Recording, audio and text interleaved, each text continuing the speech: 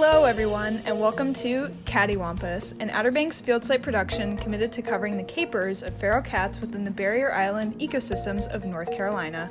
We are your hosts, Jane and Rebecca, and we are excited to delve into the topic of feral cats, their antics, management, and their relation to coastal issues. Meow! But before we get into the nitty-gritty on the kitties, how did these domestic felines become a fierce and feral problem to be reckoned with?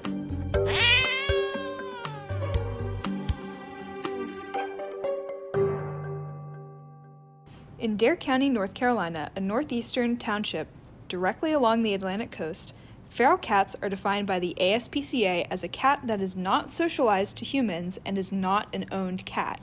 A feral cat colony is 6 or more feral cats that share a food source. The introduction of cats, Felis catus, into island environments worldwide can be traced back to European exploration in the 15th century and the beginnings of global trade, where they served as pest control and faithful companions. As people began to colonize island nations within the Atlantic and the continental United States, so did cats, with some keeping their litter boxes at home and others deciding to sow their wildcat oats in the New World.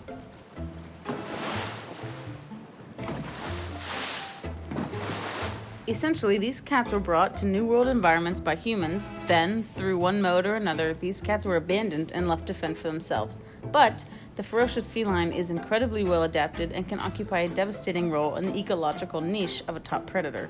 Meowch. So, what's the big issue? Why is it so bad that a few kitty cats got loose and made themselves a new home? Big deal. Well, Rebecca, feral cats are incredibly adept predators, similar to lynx and bobcats, but their food source depends on the kind of environment that they exist in. These cats are opportunistic feeders. As a study by Norman and al. Found, feral cats will eat from dumpsters and trash cans, as well as rely on feeding stations set up by the community when colonizing in more developed areas. However, garbage isn't the only thing on the menu for feral cats. Advantageous hunters, they can prey on small mammals, insects, fish, and worst for the Outer Banks, threatened seabird species. Feral cat colonies can even put so much hunting pressure on island populations of their prey that they can drive these species straight into extinction.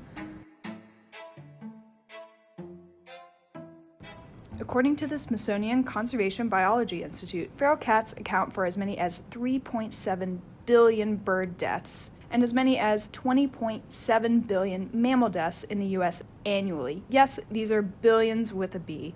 Wildcats have even contributed to the extinction of 33 avian species and are considered by some to be the #1 source of direct anthropogenic causes of mortality for birds and animals.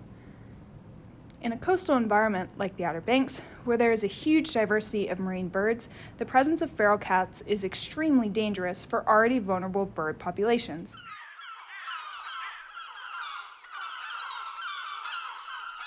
The Pea Island National Wildlife Sanctuary in the Outer Banks hosts endangered piping plovers as well as threatened least terns and oyster catchers.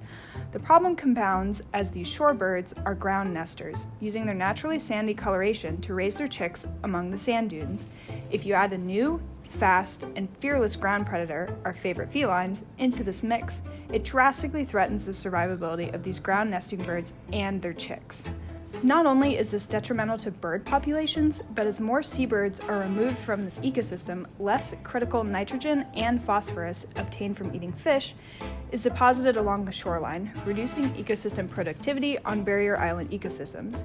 Even when feral cats do not directly kill birds and small mammals, their presence in ecosystems frequently results in indirect mortality, such as a disruption of nesting processes and spread of harmful parasites.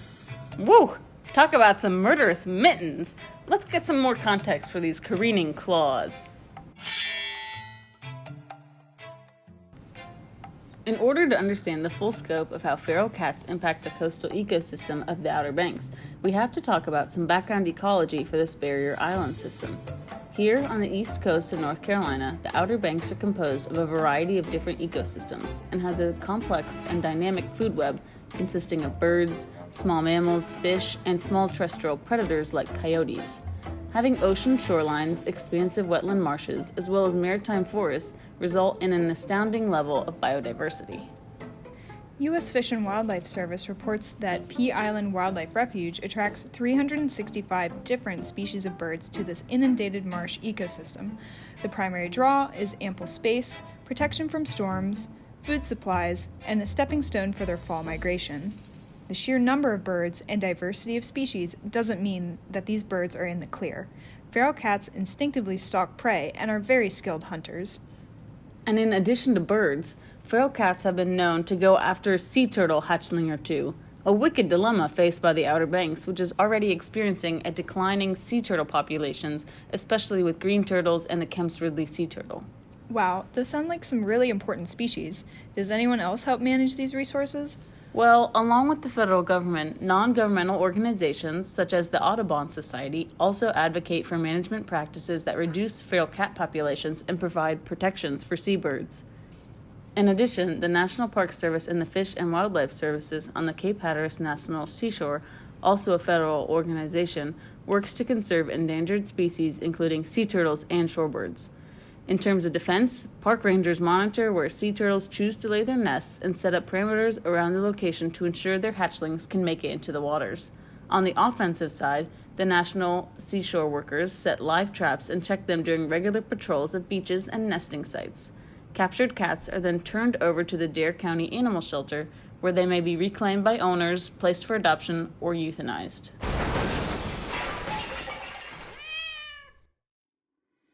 Management sure is complicated with so many ecological and administrative interactions. Let's dive back into community and character relationships to shed some more light on what residents think of these felines.